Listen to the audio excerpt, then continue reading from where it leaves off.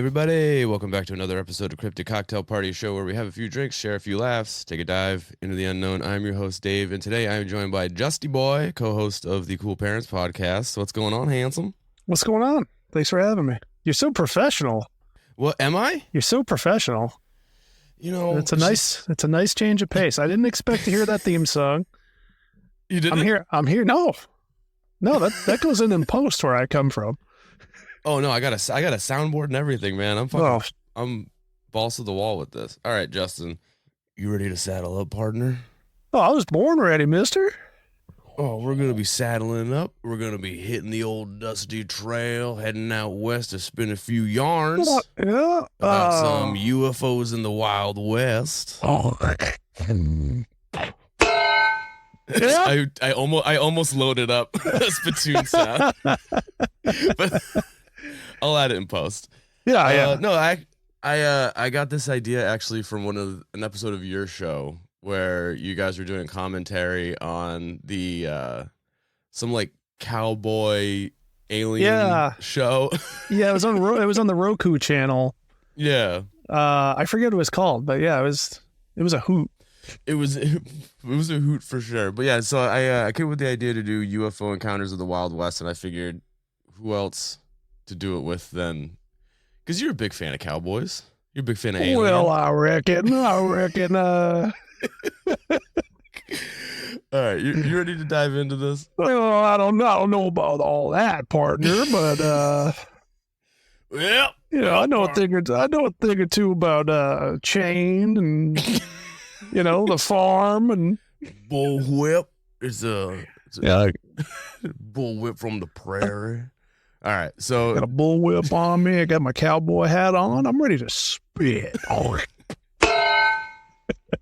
right, so Justin, our first tale comes out of Missouri in the year of our Lord 1865. James Lumley was trapping in the mountains. I'm not going to do an accent. I can't do it. Jim Lumley? Jim Lumley was trapping. Oh.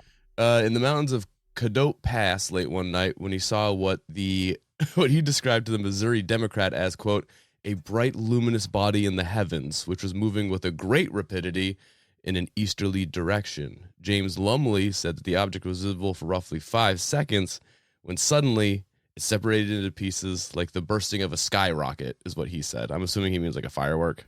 Yeah. I don't know what a skyrocket is. Now, not even a minute after seeing the object streak across the sky, James heard a massive explosion. It was so big that he could feel the ground shake and the air and the rush of air coming through the woods from the impact, and then the smell of sulfur filled the air. Sulfur. Sulfur. Stink smell, egg smell. Now, at this point, it was already late, so James decided that the following day he'd go and investigate whatever it was that had crash landed that night. So the next day, James, so I reckon I'm gonna go on out there, take a gander. What's going on here on the prairie? So the next day, James is hiking in the direction of the crash, and when he got about 2 miles from his camp, he encountered what one source described as a trail of destruction that had been cut through the forest. Whatever it was that crashed through there, it left like a path of like uprooted or just straight up broken in half trees. It shaved off a hilltop and gouged the earth as it came through. The newspaper described the scene as, quote, great and widespread havoc was everywhere visible. Damn. So Jim, being the big old mountain man that he was, decided to follow the trail of destruction all the way to a massive, quote, stone that was driven into the side of the mountain. James said that it looked as though it was divided into compartments and that there was shards of what looked like broken glass. A dark liquid was all around the scene of the crash as well. But what's weirder, and I think you're really going to enjoy this part, is he described whatever it was as being covered, quote, in curious hieroglyphics. Oh, wow. All sorts of mysteries with this one. For some reason, this one little tidbit prompted the newspaper to speculate that maybe the object came from Mercury or Uranus.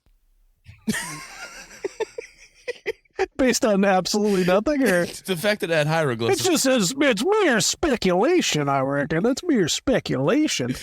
I came out here to avoid animal noises, and there's a fucking dog barking. I can't hear it. You're fine. I'm sorry. Good. Okay. No, Just wanted to mention it just in case you do. no, it's good. Now, obviously, this is probably just a meteor that crashed into the mountain. Uh, but the fact that I don't know about that. you don't know what is No. your take on what you think this is? It's probably a craft, some sort of craft.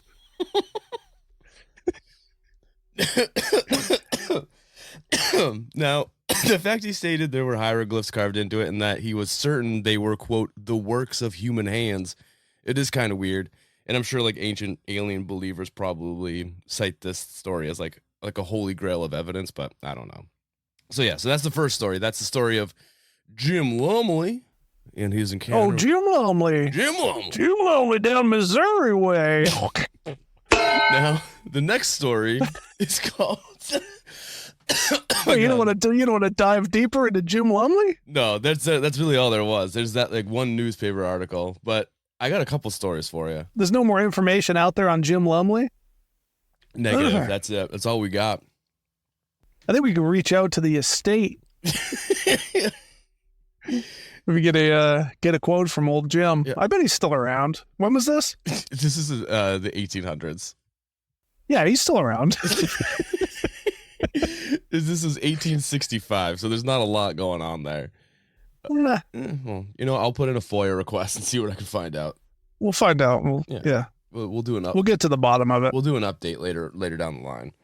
But me personally, I think it was a craft. I think it was a craft, some sort of saucer. Yeah, I think it was some sort of hovercraft, piloted by a little boy. Oh, well, if you want to know about pilots, here we go. So this one is the story of the Aurora alien. In the early morning of April 17th, 1897, in the town of Aurora, Texas, locals saw a strange object streak low across the sky. Oh, just had a stroke. Streak low across the sky. It was heading in a northerly direction, crossing over the town square, and soon after, it crashed right into Judge J.S. Proctor's windmill, causing the craft to explode, creating a debris field covering several acres, and even destroying the judge's prize flower garden in the process. This was all in the newspaper. They had to really point out that his windmill and his flower garden got fucking just completely destroyed. It created a path of carnage. Now a ton of hieroglyphs everywhere. Just hold on. Now, a ton of residents witnessed the object and its destruction, but they were also witness to something more than just a fiery crash and debris. They also witnessed the pilot. Oh, now according to the April 19th, 1897 article in the Dallas Morning News about the incident. Quote, the pilot of the ship is supposed to have been the only one on board, and while his remains are badly disfigured and enough of the original has been picked up to show that he was not an inhabitant of this world, end quote. And then it went on to say that papers found on his person, evidently the records of his travels, are written in some unknown hieroglyphs and can't be deciphered. Oh, hell yeah. Then, maybe it's the cipher. Maybe it's the it's the cipher for the the original stone. story. Yeah, the original story is the original cipher. So they need the cipher. They need a ciphering stone to decipher this guy's hieroglyphs on the paper in his pocket. That's right. All right, now that's right. It's like a zodiac, but instead of killing people, it's just creating paths of carnage with their just aliens fucking up towns left and right. That's right. Yeah, just doing property damage for no good reason. Well, there is a good reason. You got to read the glyphs. You got to read the glyphs. They hold all the secrets. I reckon you got to read the glyphs a little bit. Oh, I reckon. Yeah. All right. The article also concluded with, quote, the pilot's funeral will take place at noon tomorrow. And according to reports, the funeral actually did indeed happen. And the quote unquote pilot was buried in the Aurora Cemetery with full Christian rites. And there was a headstone and everything. Wow. So there's an alien buried in Aurora Cemetery. And nobody's fucking dug it up or anything? Nothing? No, some guy apparently was like doing research and he did one of those like the thing where they move the thing across the grass back and forth and it kind of like pumps sonar. And there is a tiny casket in the ground. So yeah, I mean, like there was no one at the fucking funeral? Like no one saw? Oh no, there was people there. Yeah, It was closed casket. His body was very badly He was disfigured. badly charred and burned. He was but burned to a crisp, like a nice smoked brisket. well, I mean, I saw what they were able to do with my pappy's corpse. I reckon they could do some. I reckon they could get a little magic working. Yeah. So, but yeah, that's the story of the Aurora alien. Now, there's more to the story. Some guy apparently ended up buying the farm that it crashed into. He passed away. The windmill. No, but he bought the farm. But apparently.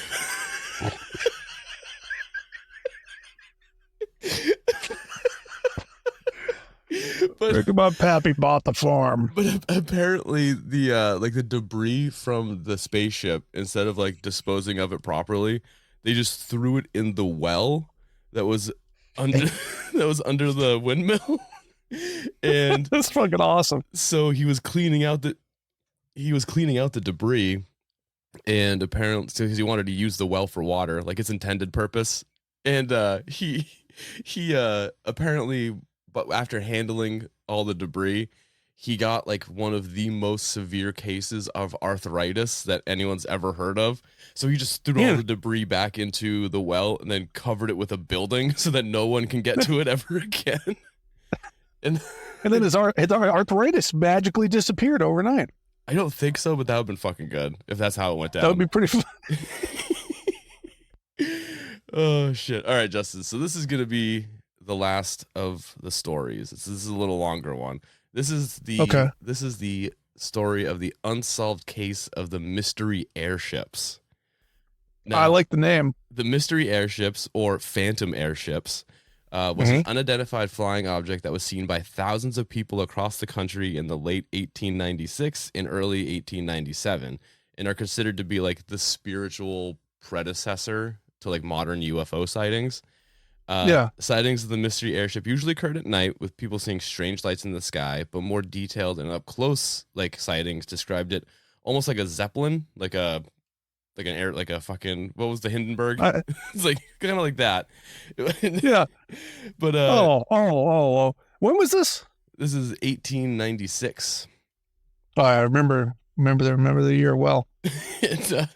But I mean, what they're kind of describing is what I guess they would call in the UFO community a cigar-shaped UFO. I don't know if you... Yeah. Yeah. Oh, I'm familiar. I figured you would be. Now, the first wave of reports about the mysterious ship started in November 17th. To sometime, it ended in like mid-December of 1896. And it was confined mostly to the west coast of the United States, like California, that kind of shit.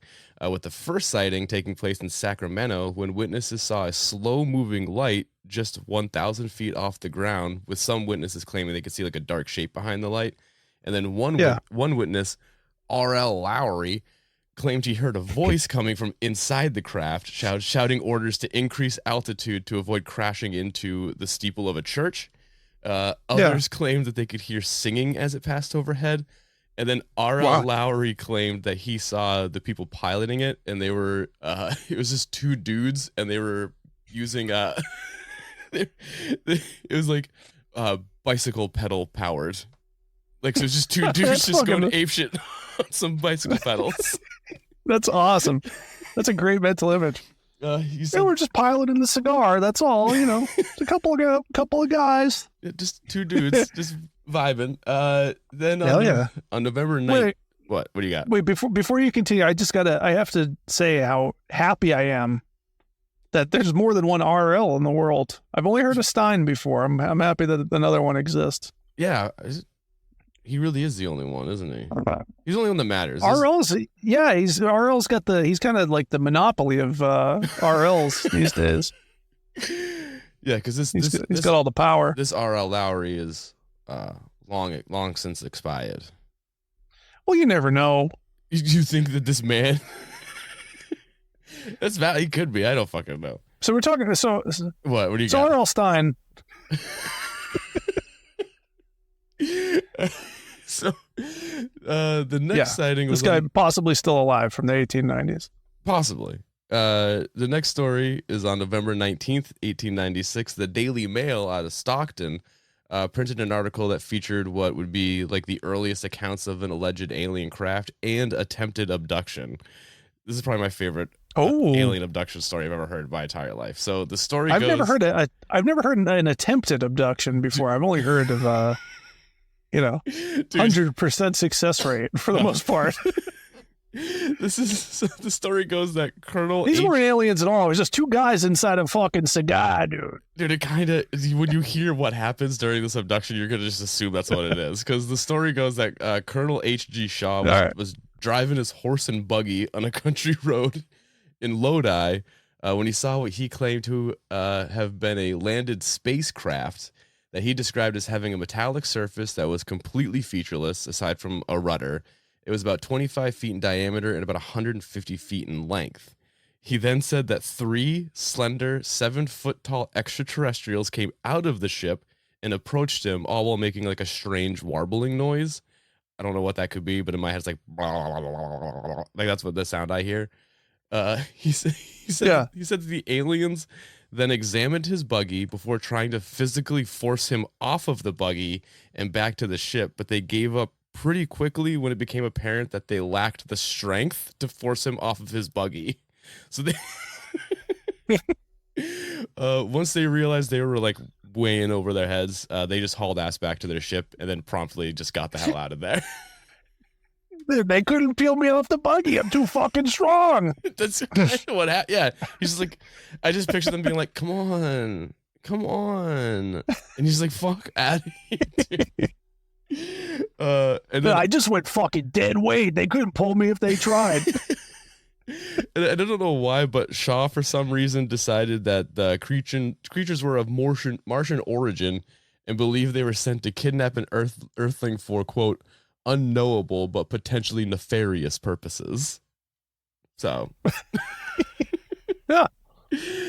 I love it. Then just 2 days later, on November 21st, the lights reappeared over Sacramento, as well as over Folsom, Oakland, San Francisco, Modesto, and a whole bunch of other cities later that night, being witnessed by hundreds of people, with a few more sightings occurring up into December.